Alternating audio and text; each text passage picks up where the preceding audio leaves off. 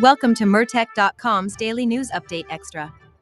We are sharing a video snippet that provides no nonsense, common sense, logic, and truth. I am following this channel and given this video a thumbs up.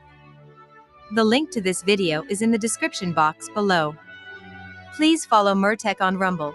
Give me a thumbs up and share this information far and wide.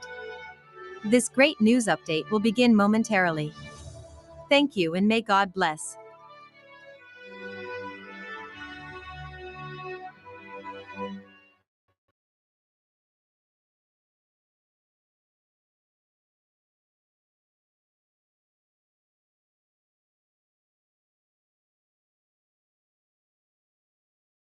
We're excited because we had a big win down in Texas.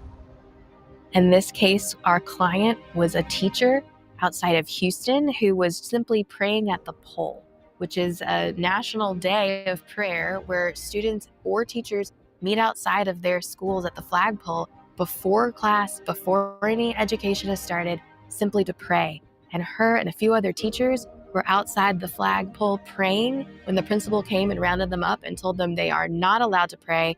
And he said, "This is the school policy. You must stop praying. You are never allowed to pray in the presence of students at this school." That's against the law. That's unconstitutional. The First Amendment does not go out the window the minute that you become a teacher in a public school. The First Amendment gives our client the protection to pray when it is outside of her role as a teacher, outside of the classroom. When she is not officially on the clock, she is allowed to pray whether a student is around her or not. And so we took this straight into court and we had our first win. It's not the end of the case, but the judge did side with us on what's called a motion to dismiss. And this is when the defendants decided that they were going to petition the court to get our entire case thrown out on something as basic as our complaint alone, without any evidence and without any discovery. The judge held that our complaint on its own was sufficient enough to plead that, yes, our client had her constitutional rights violated by the school when they told her that she could not pray in the presence of students. The court went on to cite the recent Supreme Court decision of Kennedy, which was about a coach who was praying on the football field. And so this judge said, given the circumstances in Kennedy are similar to the circumstances here, if we take all of the facts that were in our complaint to be true, then we have successfully won our case and argued that our client's rights were violated by the school. So the fight's not over. We still are going to have to spend upwards of 30 plus attorney hours putting together what's called a motion for summary judgment.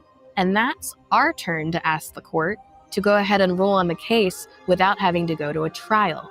In this motion, we argue that our client, the teacher's rights, were violated by the school. And we have the case law backing it, including the Kennedy case. And we couple that with all of the evidence and argue that this case should be decided in our favor now without going to trial. The backbone of the ACLJ are First Amendment rights cases in schools, going back to the beginning. And so here, we're never going to stop fighting for your religious liberties while you are in a school. Whether a teacher, administrator, or staff, you do not lose your First Amendment rights. And the ACLJ will always back you and secure you in that.